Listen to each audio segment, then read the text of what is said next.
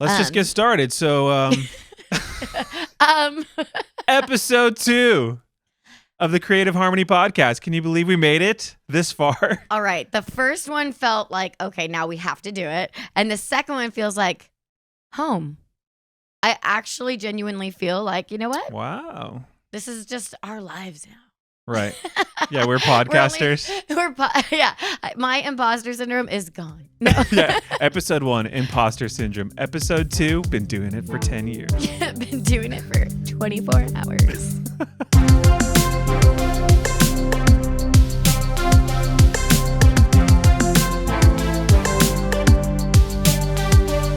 Well, you deserve to feel that way because honestly, this is pretty cool. And thank you to everybody who has listened already and sent us all these beautiful DMs and all this encouragement. I mean, all of that really is helpful. I mean, I personally feel like, okay, maybe we're onto something. Let's keep this train going. I feel like the very real reflection is in like the conversations that have already started. There's been like some really cool conversations already sparked up Yes. in private, which Right. I think that that's exactly like people need a safe, honest place to go to just kind of voice what they're going through too. So it's been effective already, which instantly makes me like, let's go. Let's do the next one. Let's go. Let's do it. I love it. I love it. Well, this episode is going to focus a little bit more on kind of the intersection of art and relationships because Interesting. I think, or at least for us, having a healthy relationship really does promote better art. Very obviously in a marriage relationship, but I think that this topic definitely transcends into like the art world, and when you're like having to be professional and your personal relationships, your friendships, it's interesting like the impact you can have and a positive impact on relationships, and then it's interesting the people you meet along the way. There can be some very difficult run-ins in the art world as well, and so I think just like talking through all of that Right. is hopefully beneficial to you guys and sparks more conversation. That's right. That's right. Well, okay. So I guess the first thing would be how have we navigated kind of like boundaries with our art? Because, you know, and to be honest, I feel like we haven't really set necessarily boundaries because we've always kind of fed off each other. We haven't. No, that's the answer is you don't. Okay, next segment. No, what do you mean specifically about like boundaries with your art? Do you mean it like separating personal life, like our personal life, your personal life, like our marriage and all that, separating that from your art, what you do. And your professional life. So yeah.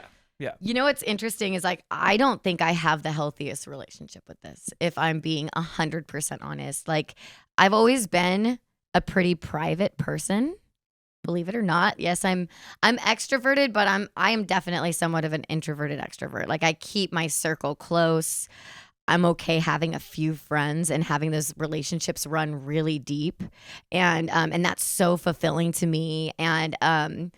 And I've met so many interesting people, and that's not to say that I don't like value all those relationships, but being online and having, you know, a certain number of people kind of just like knowing who you are and you don't necessarily know them as well can feel a little bit like, I guess if you let yourself go to your shadow side, it can feel like intrusive, I guess, at times. Right. Like, and not because there's no gratitude there and that you're not instantly like, oh my gosh, thank you so much. Like, that's so cool. And this is so cool. And this is like weird in the best way.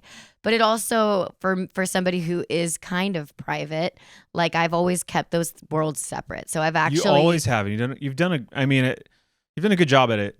You think it's a good thing? Because I hear both. Like I think there's a positive and a negative to keeping those things separate. And I think I've always kept them separate out of like self-preservation Right. and preservation for my family. And like I haven't like been like, oh, like here are all my children, here's my husband, this is what we're doing today, I'm making this, I'm doing that. And to be honest, I'm actually just now stepping into that place where I'm allowing it to all like trickle out as I feel comfortable and confident enough to do so. Well, I think that's the thing to point out. you feel comfortable and confident. And I think that social media has been sort of this big question mark when it comes to involving your children, Sure. involving your personal life. And you are certainly a public figure, and you have this online persona, you have this online presence, you have this world presence. But what I'm saying is, what does it mean to involve your children then? Because you post something and you know your kid is being seen by thousands and thousands of people. Is that something you want to do? You know, and you've always leaned into kind of just keeping that more private. And Yeah. I think because it is a question mark, you weren't confident. Well, I'm and definitely careful what I post. Like, I'm not gonna like throw my kids out there. You like, should always be wise, no matter what. Of course. I just kind of feel like, or they're not covered enough. I feel like I feel like get you've nervous sprinkled about- it in the best of ways. Thank you. And but I don't even. I mean, personally, I don't post my kids too much because kids is kind of one thing. I just think that's like a separate thing. That's not. I would say like relationally and friendships and things like that has been something you've been very good at cultivating, right? Like, for me, when it comes to my kids, I even ask their permission. Like, Ayla's like, please post my haircut. And I'm like, okay. You know, like, usually it's them twisting my arm. But Right. I never want anyone to feel used ever. Like, that's another thing. In business relationships, it's crazy important to me that, I mean, I hate that whole social climbing that thing. is a great thing to bring up. Like, we need to talk about that. But Yes. first, I kind of want to Yes. flip it back to you because I feel like you've always done a really good job. Whereas I felt like I had this kind of old school mentality of like, oh, maybe you have to keep some sort of separation, or like I've kept a little bit of a wall up at times when I think I didn't really have to.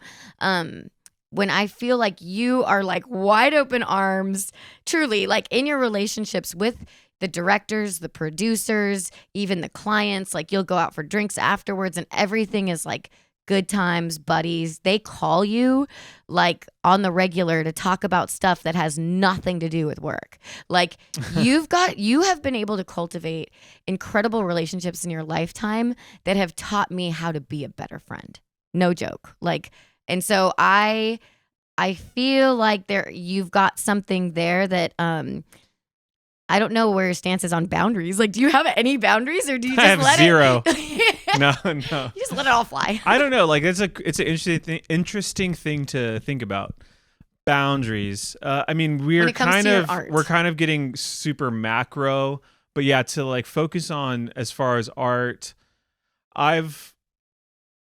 it's I think maybe comes down to the band days. It's like if you're collaborating with someone in a band, like they're your friends, like you're hanging out all day long. I Like love so, that. like even in all the bands I've been in, I've always like just hung out. We're always at the in England it was at the pub.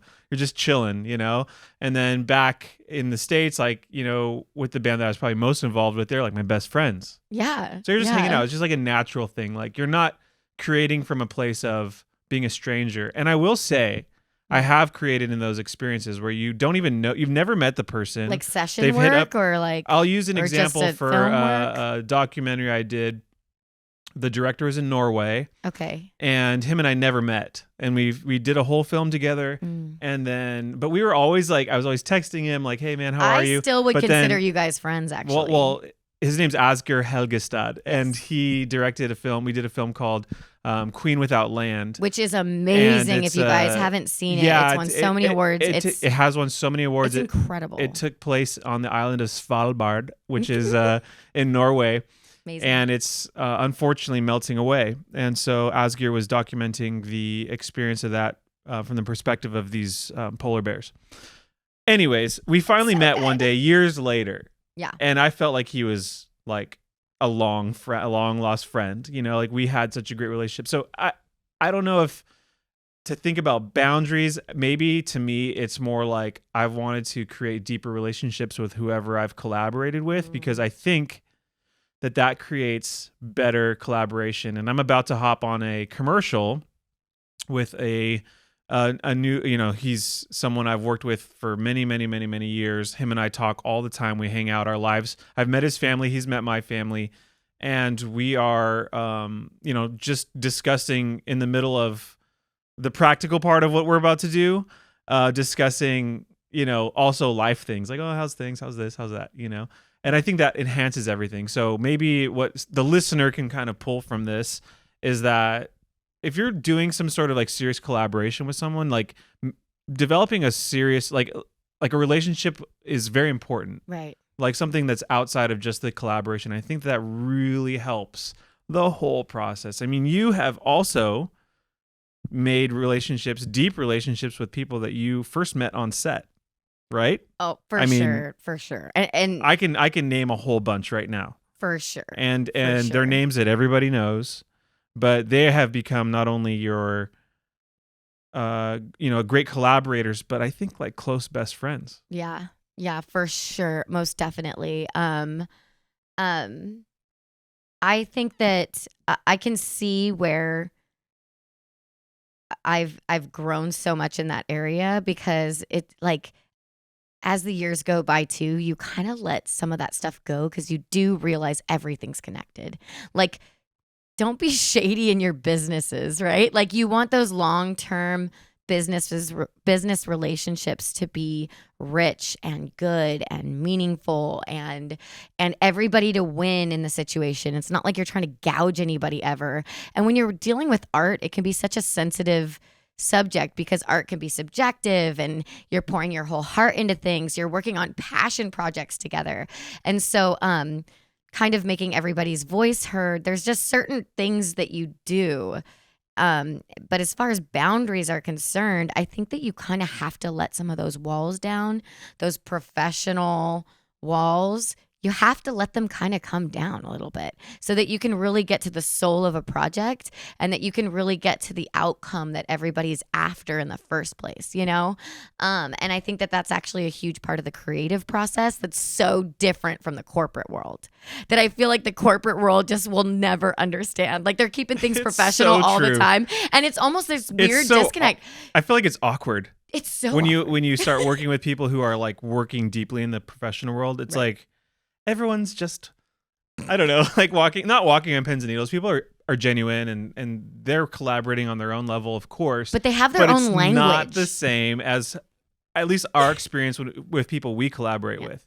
Like if you are talking about people at Wella, like you, I think, have so many deep relationships with everyone that you touch, everyone that you work with. But it is interesting. I think in the corporate world, it's a bit of a slow burn. You kind of have to, you prove yourself, first always. And I think that's even in friendships. Like sometimes you have to prove yourself before there's this like magical chemistry that I'm like, I'm a loyal person. I'm an honest person. I've always got your back. I'm never going to do your dirty. Like I'm a good friend. Like, and I'm a chill hang too, I think those things are really important in business as well, believe it or not, especially in the creative world. Like you kind of have to be a chill hang.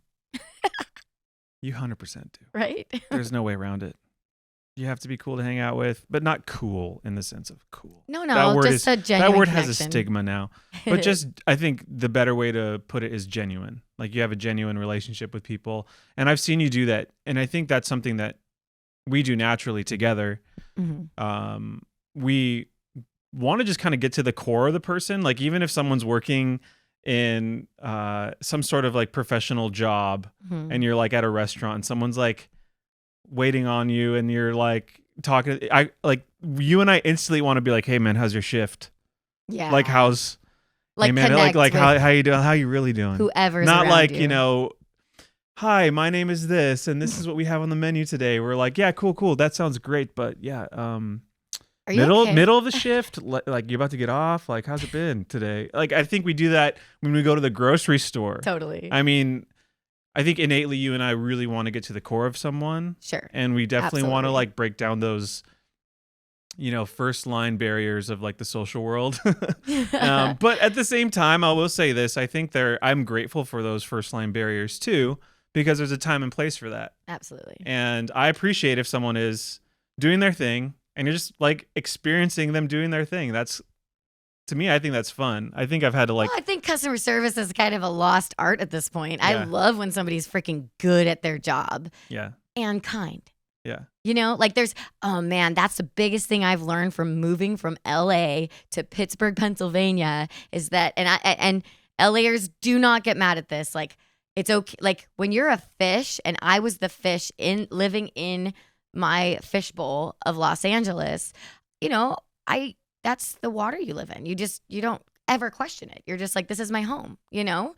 And then I had culture shock, you guys, like coming out of that environment and moving to Pittsburgh, Pennsylvania, where the water was like so different. Like people, I think we're really nice. Like in LA, we're really nice and we smile a lot and the sun is shining, but everybody's like in a certain amount of like anxiety or pressure or just driving down the street. You don't realize you're in it because you're just driving down the street. Yeah, well, the same street you drive down. Before you show up to see someone, you've probably swerved out of the way of someone cutting you off. Exactly. You've probably possibly cut someone off, you know, like just to get into a lane so that you can actually get on the off ramp. Out of necessity. Like you have to learn to live in that environment. And that's what I'm saying. Like that water. Yeah, it's so like you're in traffic for about an hour. And you don't know it. And until you move to Pittsburgh, Pennsylvania. And then that niceness is like non-existent. It's actual kindness. And people will like stop traffic for you to make sure that you can go. Like it's such a different world because there's just not that pressure. It's not fast paced, busy. Like it's just a different environment. And it's not to say that people are better or worse. It's just to say that they've been conditioned by a certain environment, you know? Where am I going with that? Boundaries. Boundaries. I mean, survival mechanisms. And when you live in a big city. I think that, because I am trying to figure out what the difference is between where we've been for all these years. And, I grew up in Orange County, California. I did grow up in Orange County, but I also grew up in Corona, which is, like the IE of Southern California. 10 minutes. You grew up 10 minutes inland. I just want to make sure I shout that out. Everybody I have to shout out. Crap on it all the time. I have to shout them out. But, there's a mentality of that, and then we lived in LA for quite a while, and then we moved back to Orange County. And so that's such a huge part of our life and how we approach the world. That's the lens we look at in a lot of ways. But then coming here, yes, there is a difference. But I don't want to say that there's not nice people back home. There's not people that aren't kind. It's just a different thing. And I think we will maybe in season 15 finally figure it out. But there is something that I have to. There is something. And I do think maybe it does start with when you leave your front door. Just the traffic alone. But anyways, that is a big tangent. And the next thing I want to talk about, a hard right turn to keep it about traffic. Why can't it be left? And to segue. Why can't it be left? A hard left turn. Can you get on the 405? Can you get Mulholland Drive? Please watch that SNL skit if you haven't seen it yet. Yes, strengthening communication. We want to talk about this because I think that in a collaborative environment, it is very important to have strong communication. And this is another thing that I'm going to blow you up about and give you all the compliments, not just because I'm your wife, but I'm rubber. It's just going to bounce off me and go right back to you because you're very similar. We're just so humble. No, the strengthening I know. I'm just going to clip that. I'm going to loop it. And then I'm going to write a song to it. I'm just so humble. Humble.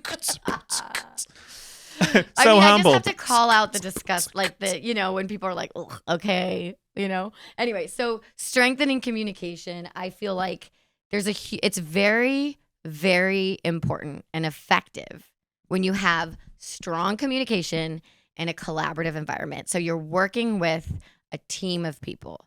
It's not just you in your dungeon studio doing the art, but you're in a collaborative kind of environment, and you have to all come to a conclusion about this is our vision, but everybody has a different vision, right? You could have the most detailed brief that came from some corporate client, right, of exactly what they want, and then you give it to the hands of a bunch of creatives, and they're going to take it a million different directions because our minds are so fantastic that we can just think of things outside of the box, and that's to our own detriment. It's kind of hard sometimes when you're working with other people whose minds are so fantastic and they're thinking outside of the box and they're thinking about something left when you're thinking right. Right. So how do you deal with that? Because I feel like for us, we're working with a client. That's a whole different experience unless I'm on set on a shoot. But for you, you very much run into this thing all of the time. Yes. But before I even get into that, I did want to ask you, because you did mention the collaborative element. And I know there's a lot of hairstylists that are going to be listening to this. So what about if you're not in that collaborative environment and like the communication is just between you and your client and you're not actually like you're not working in a salon environment. You're not even working in a corporate environment. This is a little bit of a tangent, but I think that it's important for you to comment on it. Like, Okay. Yeah. because I know you have a lot of thoughts about that.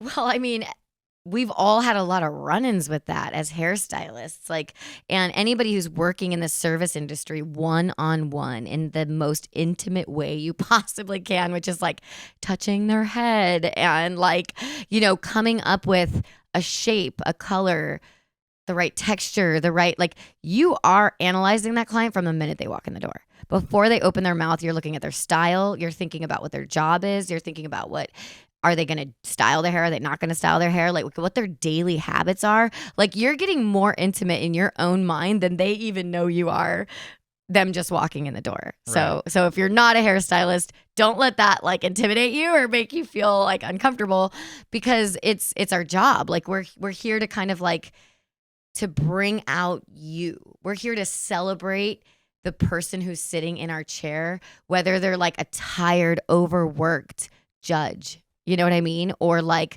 somebody who's in the spotlight all the time and everybody's scrutinizing every detail about them and they can't get a break. Or there's somebody who is treating themselves. They've saved their money for like a year to come see you and they're only going to get their hair done by you once. And this is like the experience they want to have, So all of that is communication. Like it doesn't seem like it is, but it's the unspoken communication of you being able to read people and to be able to appreciate people and to be able to see them for who they are, right, and give them something that will just work for them. right. Like it works for them every day. It makes them feel like radiant or whatever, Right. just like all of the things that you want to kind of unleash in them. You've got one shot to do it. And then you have to communicate to them what your vision is while still listening to all of the hurdles you got to jump through to get them there. Because they come with their own ideas, insecurities usually. Like I've had a girl say, I need these pieces of hair because my nose is too big. I'm like, the pieces of the hair on the back of your neck are not making your nose look big. And you know what I mean? Like, and that's crazy to talk about. Like for someone to say that to you and you're like, this is a huge insecurity of yours that you're dealing with Right. every day. And like, and I'm here to tell you, and there's a way to make people feel so beautiful. You know what I mean? And if they're really like, if this is a security blanket, this one piece of hair is a security blanket for them, you give it to them, you leave it, even if you disagree, And so there's that compromise. Right. There's always compromise in your art. As a hairstylist, which is hard for artists. All artists have and I know that it is really hard for artists to swallow Yes. like what their creative vision is to kind of appease, somebody or something or whatever. And as hairstylists, we do that every single day. That's the word I think to really take from at least this right now, compromise. Maybe that's the strongest word in the communication between you and artists or you, whoever you're working with, you on a team, whatever. It's all compromise. I think everyone that's working in the corporate world compromises constantly. Everyone who's working as a creative that the corporate world hires, compromising constantly. Totally. No matter what, everybody has someone that they have to kind of answer to with whatever they're doing. So, yes, I have plenty of experience with compromising. Imagine pouring your heart and soul for a week into, a piece of music that you think is next to Mozart, and then you send it off, and just you can't wait for the email back with like, I love it. I can't believe it. We sent it to the client and they love it. Oh my gosh, you're amazing. We are so glad we're working with you. And you're just sitting there eagerly, like going through your day, but in the back of your mind, you're like, I can't wait to see this email. And then all of a sudden you get the email and it's like, don't like it. I think it's the wrong direction. I think we need you to do this. I think we need or that. Could you just make it more like the temp? Can you just make it more like what we really wanted it to be? So I've had to learn. And then like literally like knife through your heart, and you're just like, you've seen me be so upset. Peace. But you learn to kind of take a set. Well, first of all, you learn to manage your own expectations when you're collaborating, which is also, I think, good for a hairstylist working with anyone. Like, manage your expectations, Yeah, and then absolutely. learn to For manage, sure. And your then clients. you learn to manage your And your clients' clients. expectations. That's and a delicate that's balance. like almost the first step in collaboration in compromise, is knowing how to manage yours and the people you're working with, for sure, their expectations, because then you're on this journey where learning to listen.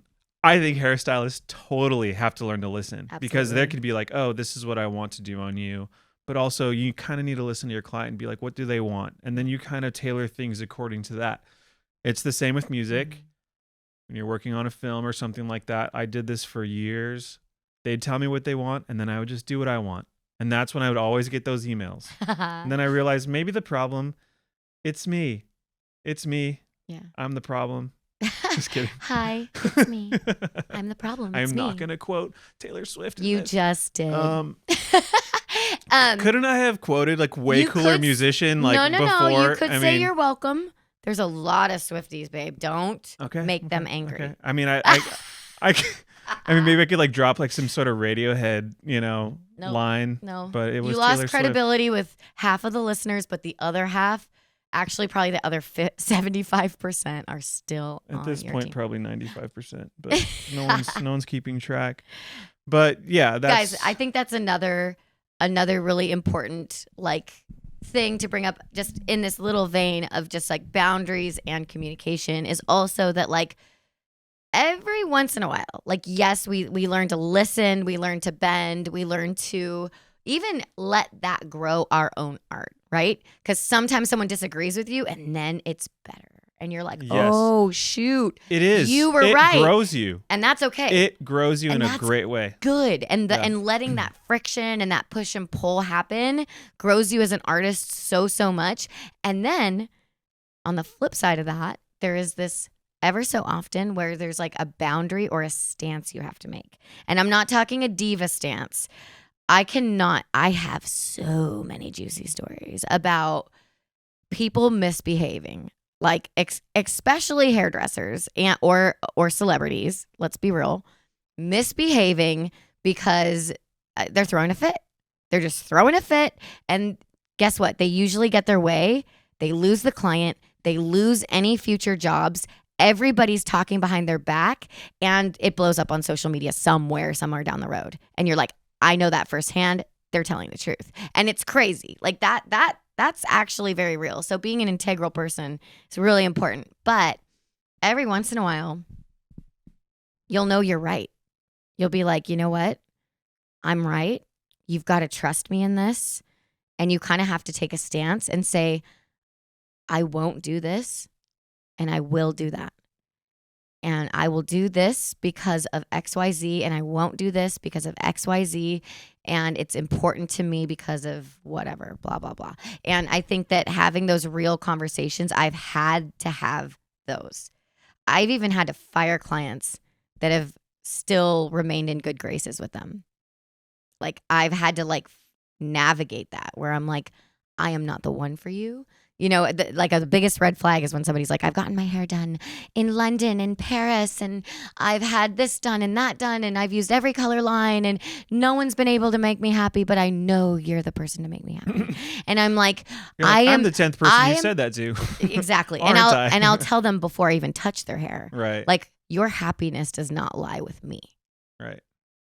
I can roll over, bleed for you. I can do whatever. Right. But at the end of the day, I don't think I'm the one already. Right. Because I like to collaborate with people, and this doesn't feel like this is going to go in a great direction for both of us. I've certainly been in that place too, where you can kind of tell, and this comes with just experience over a long period of time, where you make the mistakes where you jump in and you do that client, and then you're like, oh my God, I didn't make them happy, and they ended up being a complete nightmare because they texted me the next night saying, I don't like this.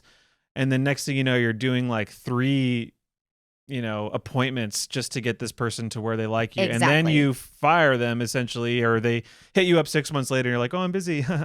you know, it's the same I with always think of that Homer Simpson meme where he fading like back into just, the leaves. yeah, completely disappears into the bush. Yeah. Like that, like why not just address it before you ever have to do that? I know. Whole There's process. no way. I'm trying to think of a way where you can bridge that and you can kind of not experience that as a creative or entrepreneur, but no, you kind of have to. That's the baptized by fire element of it all. I was just thinking baptized by fire. I was like, baptized by fire. Yeah, you like have to fall on your face. You have to have Yes. the bad clients. You have to make the wrong choices. You have to have crazy expectations. You have to have all the things to then learn. You have to know you were right when you should have stood up and didn't stand up for yourself or your vision, and have the whole thing suffer. Right. And then you not even want to post the work afterwards or Oh my even gosh, be how proud many of times it. have we never posted And then you're the work? like, wow, like there's been some pretty well-known people I've worked with. I've never posted the work afterwards, and not because it wasn't about my creative vision, but I just was like, you know what? I don't want to take anything from this person or their audience or their. I've literally had to make weird decisions like that based on more that it's always about the big picture is what I'm saying. Right. It's always about what you do in the moment and being like, big picture, like small picture. Oh, cool. Credibility, likes, love, whatever, recognition. Zoom out, big picture. Like, what do you even gain? It doesn't matter. No, I'm just kidding. Nothing else matters. But also, I'm going to grab a notebook real quick and just write down every name. Can you name those clients real quick for me? I'm just going to write them down. I literally have in my head right now, and I'm trying. I'm being really good. Okay, so go ahead. But go ahead. You go. Well, I just think that kind of to come full circle of all of the mishaps and things that could happen. It's all so worth it because you get into this vortex of what not to do, and then it kind of funnels down into this concentrated thought, intentionality, and being purposeful about each decision. And magic happens when you you kind of meet the people that you want to keep collaborating with. You make those relationships. Everything aligns and everything is good, and you hit that harmonious pocket of just the community. I know how to more effectively communicate. I know how to represent myself well and honor other people. And then you get into that pocket, and it's time to celebrate. It's time to be we did that. Yeah. And those are the moments that you suffer through all of this for. Yeah. Right? I mean, when you wrap a project, it's so important to celebrate, right? Or when you wrap, or even if you achieve a certain milestone of your career, you have to celebrate it because you have gone through fire, as we've previously established. And now you are out of that and you are more experienced. You have deeper understanding of yourself and working with others.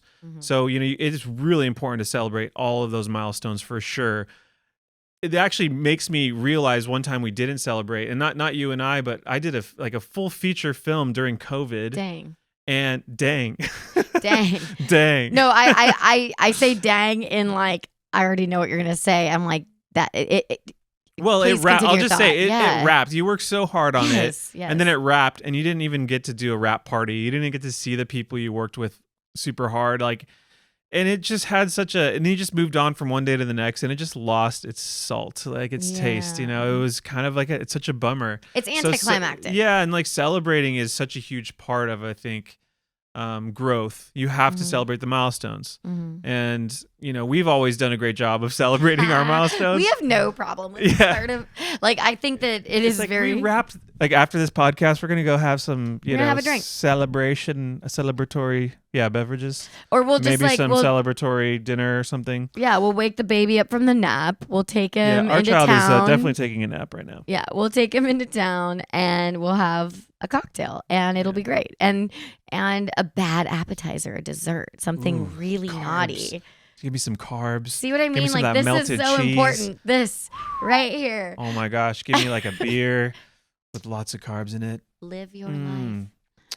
We're gonna go into town tonight. I like that. Not even tonight, like before the kids get home from We're school. going to go to town this afternoon. Like we're Even about to better. wrap this right now because of all of this talk. Yes. So yeah, I mean, yes. developing like great communication skills, Yes. developing, learning how to manage your own expectations, boundaries. What was that word? The word that really compromise, learning how to compromise. It seems so cliche and so obvious, but what does it take to get to a true compromise is a lot of just like putting your own things aside, you know, Right. and seeing the beauty in others. Right. So I say if I could like wrap it all up into like a couple of quick thoughts would just be that. It would be like relationally, like not being too busy. Don't take your LA fishbowl with you, right? Like actually like stop, slow down. And how much more powerful is that when you're in a big city and you're going a million miles a minute, when you're intentionally slower and you choose kindness and you reach out. You know what I mean? I think that those relationships, there's sometimes where you can tell that you've like changed somebody's trajectory who you've never met before, or they've done that for you. Like I can actually think of a few encounters that I've had with people that I'm like, I'll never forget that. I'll never forget that moment. And what might have been so simple for them and just like a small little imparting of something. I love to make up words, by the way. It's going to happen all the time. It can be like one of the biggest, like kind of like course changers for you. Right. So anyways, all of that to say, so many good things today, so many good topics. I feel like relationships is something that we're really passionate about, and I think I'm learning every day how to do them better. And I hope I keep growing in that area because you have been improving. Thank you from my sensei over here. Well, I kind of grew up in an environment just to give myself a little bit of like mercy here. You know, I didn't have. You kind of had to go at your own. You know, like I did. Right. You know, I had to raise myself basically in learning about a lot of things, and so it's like so beautiful if you have people in your life who are a great example of certain things that you're like, oh, like I could feel that way in my heart, but maybe my actions aren't showing it in this way, that way, or the other, you know, right. and it might be no fault to you or like not something that's like deeply wrong with you. It's just like you were grown in a certain environment and now it's your turn and your moment to change those habits and to actually showcase, you know, like who you really are and grow into yourself more and more and more because you have people around you who don't have to learn things the hard way all the time. I think we all have to learn things the hard way most of the time, unfortunately. And that's one thing that we'll end with this. Yes. I want to try to figure out how to, and I'm ending. We'll say that 10 more times. I'm ending with a question. And then I'll end with how can we figure out how to not learn things the hard way? You know, and I think of that as a parent and trying to raise children and give them a leg up because it seems like learning things the hard way is kind of the only way to go about it. And there's wisdom that you can pull from all around us. I think, you know, being open to learning from people who have gone through this, you know, through life and all these different things, that's the way to go. Mm-hmm. And so I don't know, maybe this could help someone as well, you know, who's starting their career and we can help give them a little leg up. But that's the question. I'm not really leaving with like a resolution. It's more of just like I'm going to keep thinking about how can we. Yeah. And also a cautionary tale. I said I wasn't going to add anything and now I'm adding something. Tag. Go for it. But social climbing is not cool. Just going to say it. I hate when people use people. If you want to be someone's friend, just be kind, like from the goodness of the bottom of your heart and not have motives. If you have tons of motives, people can smell you coming a while away. Miles away. I'm just going to put that out there. We have always tried like, to make it about the art. Ever. Make it about the art. Yes. Not what this person can like what you can suck from them like a leech. Right. Because I just think that like we all should help each other out. We all should lift each other up, and we all should like strive to be at this position in this place, but don't use people to get there. Right. Like make it about your art. Show us what you can do. Show me what you can do. Show me what you're made of. You know what I mean? And let other people put you there. Right. That's the whole thing about just being genuine. Yeah. Be genuine at all times. No matter who you're around, no matter who you're with. Or if you're alone. And don't look at people as I think the reason why social climbing is so, I think, bitterly annoying to us is because you're kind of looking at someone as a object, as a means for your advancement for some whatever reason, most likely just to fill some sort of like insecurity inside yourself. But the art of being genuine is something that I know we really strive to be. I love that you called it art. And with that, we will conclude because it is art. Yeah. It is art. Being genuine, because you are a masterpiece. All of the things that you create inside yourself that's where it's all flowing from, and it's an art form. So, truly. Well, yay. We love you guys. We love you. Thank you for listening. Please subscribe. We have a YouTube channel now, and now we're figuring out how to get this all over to all platforms. Just engage. However you feel fit, whatever works for you. We want to talk to you and hang out with you. We love to hear it. I love to hear it. Bree loves to hear it. And we share all things. And it's just encouraging. Or better, or worse. Have a great day, guys. Have a great day. Thank you all.